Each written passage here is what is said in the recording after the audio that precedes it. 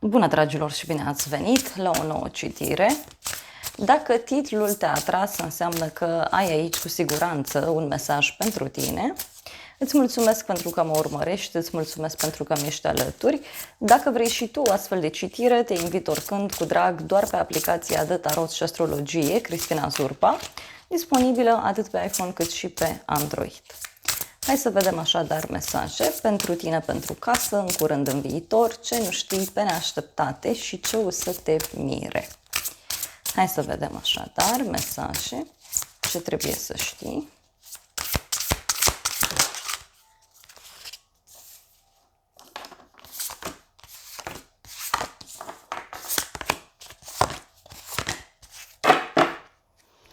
La baza pachetului avem 6 de bâte, asul de cupe și soarele. Deci e o perioadă de succes pentru tine, este o perioadă în care strălucești, vezi lucrurile mult mai clar în jurul tău și văd aici un nou sentiment, o nouă emoție care apare în viața ta. Poate să fie și o perioadă în care ai reușit să ajungi undeva unde ți-ai propus, fie că pur și simplu ai reușit să duci la bun sfârșit un proiect, fie că pur și simplu ai reușit aici să-ți găsești liniștea. Pentru alții poate să însemne și o nouă iubire care se arată la orizont sau o nouă persoană foarte sufletistă. Mai poate să fie și noi emoții care sunt prezente. Pentru tine avem arcana majoră puterea, o legătură cu zodia Leu. Poate ești într-o perioadă în care ai tot felul de provocări pe care e nevoie să le înfrunți, dar pe de altă parte mai simt că este și o perioadă în care simți că trăiești la plus infinit, posibil să ai mereu ceva de făcut. De asemenea, mai văd că pui foarte mult suflet, pui foarte multă pasiune în tot ceea ce faci, iar acest lucru te poate ajuta foarte, foarte mult. Aici, faptul că eu am acest as de cupe, mie mi-arată totuși inocență, mi-arată totuși blândețe, iubire și tocmai așa vei reuși să rezolvi situația respectivă. Bun, hai să vedem despre ce este vorba, ce este cu forța. Ei, avem un rege de monede, o conexiune cu o zodie de pământ, Taur, Fecioară, Capricorn. Aici ce văd eu este o energie a unei persoane pe care tu te poți baza, dar în același timp este și o persoană mai rădăcinată în propriile convingeri. Nebunul, ok, deci cineva care o ia razna în jurul tău, cineva care reacționează într-un mod dur, imatur. Pentru unii mai văd și o legătură cu zodia Vărsător, da? Sau poate chiar zodia Berbec. Ce mai simt aici? E vorba de un personaj care se cam aruncă așa cu capul înainte, dar este vorba și despre cineva care pur și simplu se revoltă. Pentru unii poate să fie și un personaj nonconformist pe partea financiară. Dar poate să fie și că ai de-a face cu cineva care e instabil, da, material sau poate chiar financiar. Azi vine, mâine pleacă, azi are, mâine nu mai are. Ok, hai să mai vedem o carte pentru tine. Pentru femei poate să fie o perioadă în care voi înfruntați o treabă bărbătească. Da?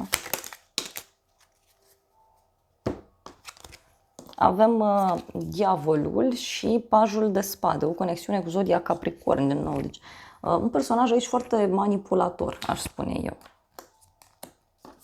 Pentru casa ta, nebunul. Pentru casa ta, discutăm aici despre un eveniment destul de neprevăzut.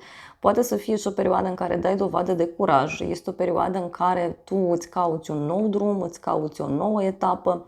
Poate să fie și o nouă casă, un nou obiect pe care ți-l cumperi în casă sau ceva ce tu faci cu foarte mult curaj. Tot nebunul ăsta poate să reprezinte și o eliberare pentru sufletul tău. Poate să fie și o persoană nouă care apare în familie sau un personaj nou care revine în viața ta. Cineva care a mai fost de fapt în viața ta și acum revine.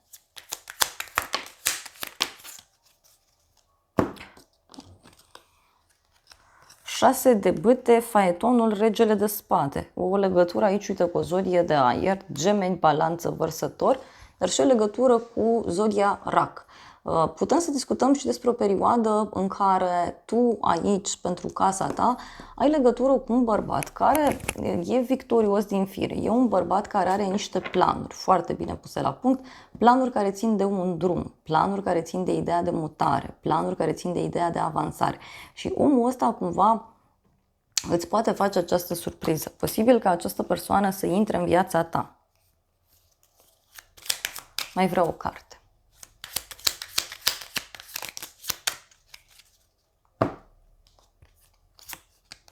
Împărăteasa și cavalerul de bâte, o legătură și cu o zodie venusiană, un taur sau o balanță. Ce mai văd aici e că ești foarte determinat, da? Să-ți găsești confortul în casă, în familie. Poate să fie și o perioadă în care comanzi multe lucruri, poate să fie o perioadă în care, știu eu, investești foarte mult în confortul tău, în liniștea ta sufletească. Și aici, uite, e ceva legat de bani pentru unii. În curând, cavalerul de spade, o persoană foarte motivată, foarte energică, foarte dură. Este vorba despre o persoană care reacționează într-un mod defensiv. Cineva care se apără, poate să însemne și o discuție așa la rece pe care o ai cu cineva, dar tot cavalerul de spade, bineînțeles, poate să reprezinte și un personaj care are chef de ceartă. Poate să fie și un eveniment neprevăzut care are loc. În curând. Hai să vedem. În curând, uite, avem 5 de bâte, o ceartă, o discuție în contradictoriu, o persoană care, nu știu, e aici într-o situație de concurență, da? Persoana asta parcă, nu știu, concurează cu cineva.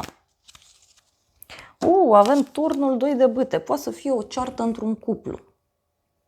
Da?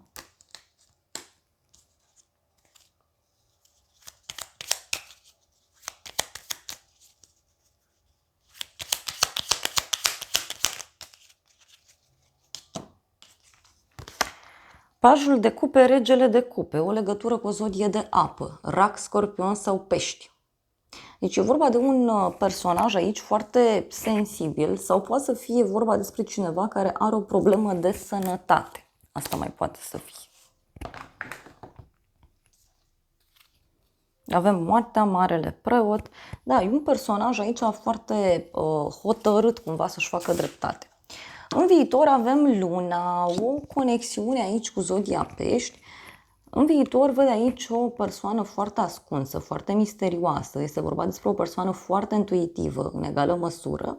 Dar ce mai văd aici în viitor poate să reprezinte și faptul că vei intra în contact cu cineva care e foarte confuz, nu vede lucrurile clar, poate să fie o femeie. De asemenea, mai văd aici și un eveniment important care se poate petrece în viața ta la o vreme de seară. Și avem 6 de cupe, 3 de cupe. O conexiune aici cu un suflet pereche mai avem.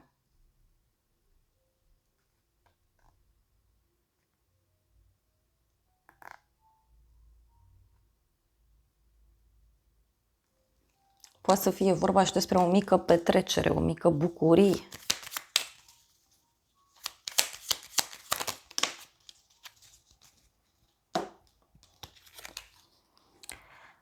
Doi de monede, 2 de spade. Cineva care evită să comunice. Poate să fie și o persoană mai copilăroasă din fire sau poate să fie vorba chiar despre o persoană mai tânără. Mai văd aici pe cineva care evită o întâlnire, evită o petrecere, e o persoană supărată.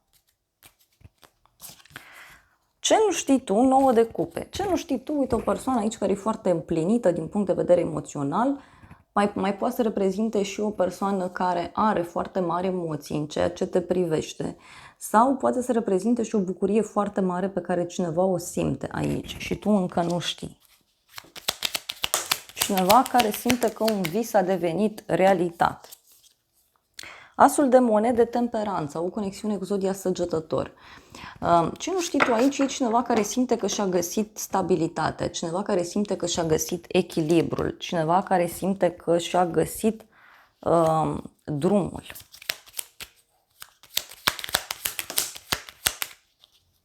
Justiția. Uite, e o persoană foarte hotărâtă. Mai văd aici, bineînțeles, o conexiune cu zodia Balanță. Deci e vorba de cineva care e foarte hotărât.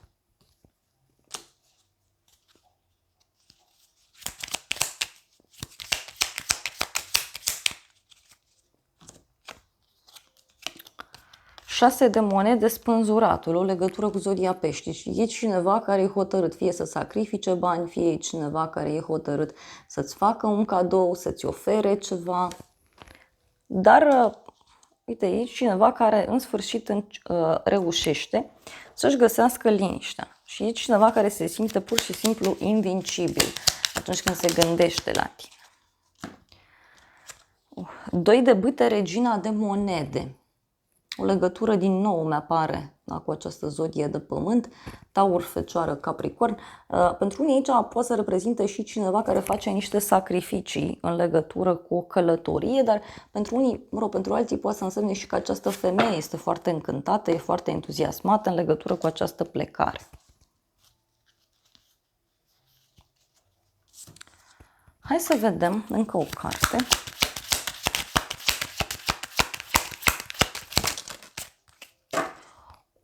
Ce nu știi tu? Bărbatul, barza și cheia. Cineva aici care e pregătit să se mute, să plece, să se căsătorească, să schimbe ceva foarte puternic în viața sa. Uite, cineva care e pregătit aici. Cineva care e cu ochii către tine, cu gândul către tine.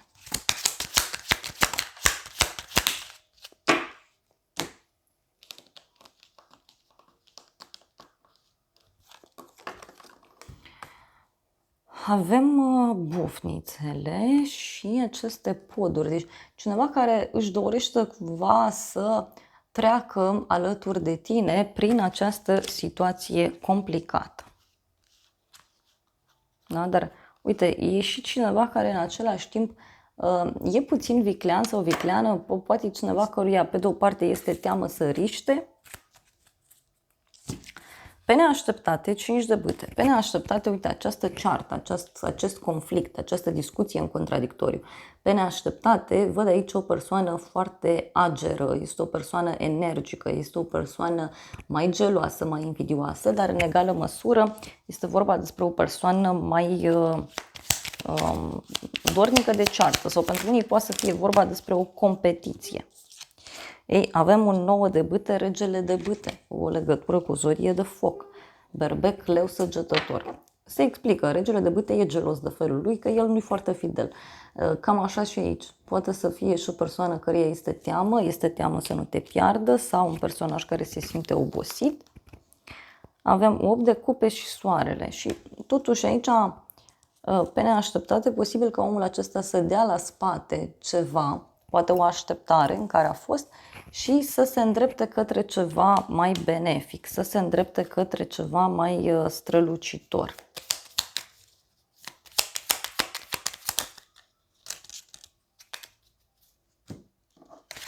Cavalerul de spade, 6 de spade și asul de cupe, pe neașteptate. Cineva care se grăbește aici să facă un drum către tine. Sau cineva care reacționează foarte ciudat în legătură cu un drum. Ia uite, cineva care e foarte hotărât aici să vină către tine cu această cupă a iubirii, cu propunerea, cu vestea bună, poate. Uite, cineva care vrea să știe mai multe. Cineva care pune mai multe întrebări.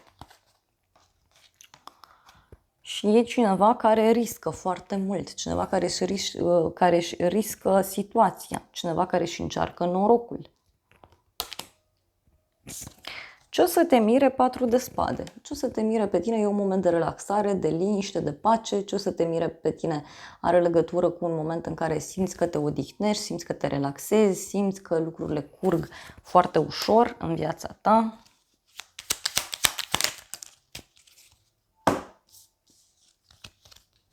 Zece de bâte, 5 de monede și împăratul. O legătură cu zodia berbec.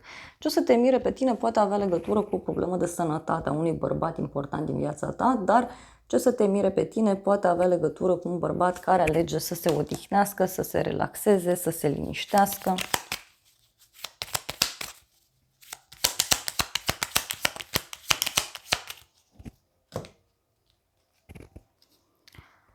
10 de cupe, 4 de cupe.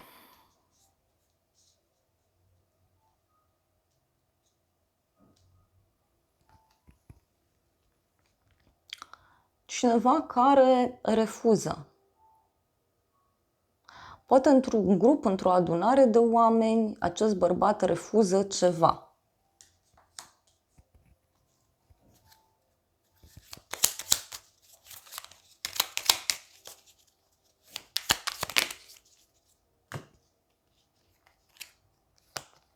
Opt de monede, lumea, da? O eliberare, un adevăr, o veste bună. E o veste bună care ține și de muncă.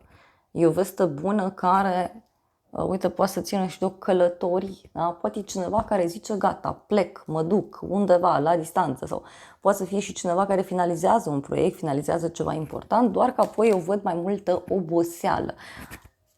Dar, uite, e și cineva care regretă. Ce o să te mir?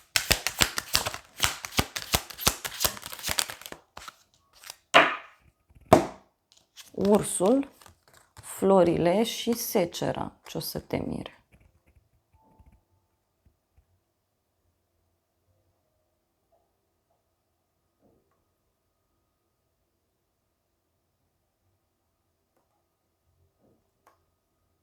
Un personaj care, nu știu, parcă se schimbă la 180 de grade. Cineva care parcă schimbă foaia.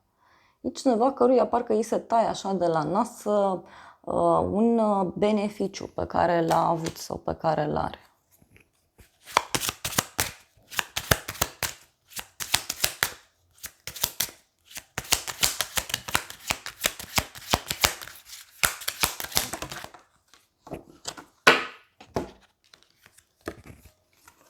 Și avem șarpele și drumul. Deci cineva de la drum care e invidios, care e gelos, care reacționează ciudat. Poate să însemne și un rival sau o rivală. Pentru că văd aici o problemă, repet, legată de această călătorie.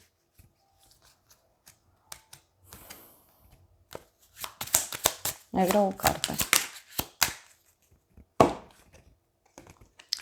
Carte, da? Ce o să te mire? Niște vorbe pe care persoana asta ți le dă. Da? Poate să fie și o lecție sau o lecție pe care omul ăsta o primește. Și uite, ceva legat și de un copil. Na, dragilor, acestea au fost previziunile de această dată. Eu vă mulțumesc pentru prezență, vă îmbrățișez cu drag. Sper din suflet să vă fie de folos informațiile și să ne revedem cu bine și data viitoare. Eu vă doresc să aveți parte de o zi sau de o seară cât mai frumoasă.